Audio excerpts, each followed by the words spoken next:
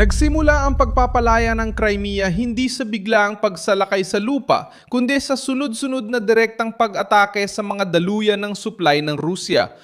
Ngayong Miyerkules, ika-6 ng Mayo 2026, sinimulan ng Ukraine ang pagputol sa mga balsa, mga barkong panlapag, arsenal, mga imbakan at mga ruta na nagsusuplay sa mga tropang Ruso sa pagitan ng kipot ng Kerch, Sebastopol at ng okupadong koridor sa lupa sa timog ng Ukraine. Simple lang ang mensahe. Bago bawiin ang teritoryo, nais muna ng Kiev na gawing hiwalay, nasasakal at sobrang magastos para kay Putin na panatilihin ang Crimea. Ikukuwento ko lahat ng yan, pero ngayon siguradong gusto mong mag-subscribe sa channel para laging updated at makatanggap ng real-time na impormasyon na may mataas na kalidad at kredibilidad ni Milson Alves. Ang mahalagang punto ngayon ay hindi lang gumaganti ang Ukraine. Nagsasagawa siya ng isang operasyon para pahinain ang lahat na nagpapahintulot sa Russia na manatili sa Crimea. Noong gabi na ika-5 hanggang ika-6 ng Abril, 2026. Ayon sa mga unit na intelihensyang militar ng Ukraine, gumamit sila ng mga drone para hindi paganahin. Ang balsa ng tren na Slavyansk na inilarawan ng Kiev bilang huling balsa ng tren na gumagana pa sa kipot ng Kerch ay ginagamit para suportahan ang mga puwersa ng Russia sa peninsulang yon. Ginagamit ang barkong ito sa paghatid ng kagamitan, gasolina at kargang militar para sa okupasyon. Kung wala ito, mas aasa ang Russia sa tulay ng Crimea at sa mga rutang panlupa na mas lantad sa mga drone ng Ukraine. Ilang araw matapos nito, tumindi ang presyon sa Sebastopol. Noong ika-11 ng Abril, sinabi ng Ukraine na napilayan nila ang dalawang malalaking barkong panlapag ng puwersang pandagat ng Rusya sa Dagat Itim, ang Yamal at Nikolai Filchenkov. Kaya ng Yamal magdala ng hanggang 500 toneladang karga kabilang ang nakabaluting sasakyan at tropa. Ang Nikolai Filchenkov ay may kapasidad na 1,000 tonelada. Sabi ng Ministry ng Depensa ng Ukraine, mahalaga ang dalawa para sa mga amfibyong paglapad at militar na suporta ng Russia sa Crimea na may tinatayang paggaluging mahigit $150 milyong. Diyan nagsisimula na ang ganap na paglaya ng Crimea ay hindi na lang basta usaping pampolitika kundi nagmumukha na itong isang kampanyang militar na may mga yugto. Tinutarget ng Ukraine ang mga kailangan ng Russia para manatili doon. Transportasyon, bala, gasolina, barko, balsa, command center, depensa sa impapawid at imbakan. Hindi lang magdulot ng pinsala ang layunin. Layunin nitong gawing bawat sundalong Ruso sa peninsula ay mas lalong malayo sa tulong, supply at ligtas na pagtakas. Hanggang ngayon, sa mga pinakabagong pag-atake sa Slavyanaya, Yamal at Nikolai Filchenkov, wala pa rin kumpirmadong bilang na namatay mula sa independenteng source. Ang pangunahing epekto na inihayag ay logistical at militar. Mga barkong hindi na mapatakbo, nabawasang kapasidad sa transportasyon at tumitinding presyon sa tulay ng Crimea. Mahalaga ang impormasyong ito dahil ipinapakita nito ang uri ng digmaan na pinili ng Kiev sa ngayon.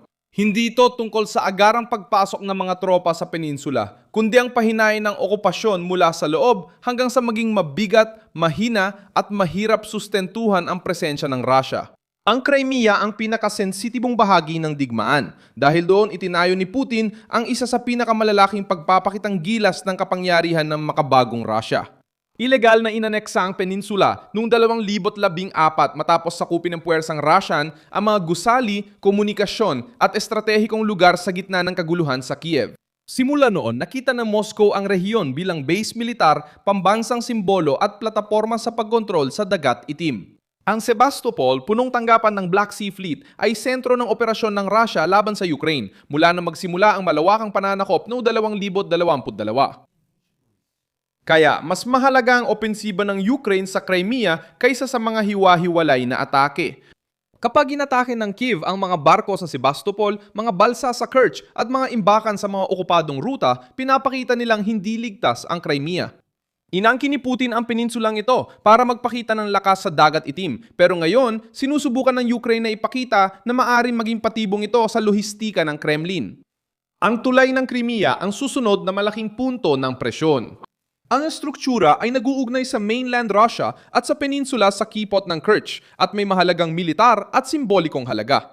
Tinutulungan nito ang Moscow na maglipat ng gasolina, armas, bala at mga tropa. Kapag nasira o hindi magamit ang balsa, mas lalong magiging mahalaga ang tulay. At habang mas nagiging mahalaga ito, mas nagiging target ito. Ang retiradong Amerikanong general, ang commander ng hukbong katihan ng Estados Unidos, kamakailan ay sinabi ni Ben na nananatiling mahalagang lugar ng digmaan ang Crimea at babagsak din ang tulay ng Crimea kung magagawang ihiwalay ng Ukraine ang peninsula. Malinaw ang plano ng Ukraine. Pigilan ang malayang gamit ng Russia sa Sebastopol, tapos pahinain ang depensa ng himpapawid ng Russia sa peninsula. Pagkatapos, putulin ang mga balsa, barko at mga daanan. Sa huli, idiin ang Kerch Bridge at pilitin ang Moscow na magdala ng supply sa Crimea gamit ang mas mahaba, mahal at madaling atakihin na ruta sa sinakop na timog Ukraine. Hindi agad magdudulot ng paglaya ang prosesong ito, pero naglalagay ito ng kondisyon para humina ang presensya ng Russia. Noong Abril, ipinakita ng Ministeryo ng Depensa ng Ukraine ang kampanya ng malalalim na pag-atake bilang bahagi ng mas malawak na pagsisikap. Ayon sa Kiev, bukod sa mga barko sa Sebastopol at balsa sa Kerch, tinarget din ng operasyong Ukrainian ang mga refineria, terminal, sasakyang dagat, eroplano at sentrong konektado sa kakayahang militar ng Russia. Ipinapahiwatig ng mensahe na hindi naligtas ang likurang bahagi ng Russia. Ang digmaan ay umabot na sa mga estrukturang dati ay tinuturing ng Moscow na protektado dahil sa layo. Pabor din ang pagkakataon kay Kyiv dahil sa pagkapagod ng Russia sa harapan. Noong Pebrero 2026, mas maraming teritoryo ang nabawi ng puwersang Ukranyano kaysa sa nawala sa kanila nitong huling 2 linggo. Unang beses mula kontraopensiba ng 2023.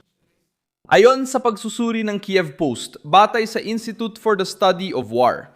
Matapos ang ilang buwang presyon mula sa kalaban, muli nagkaroon ng positibong balanse sa teritoryo ang Ukraine sa ilang yugto.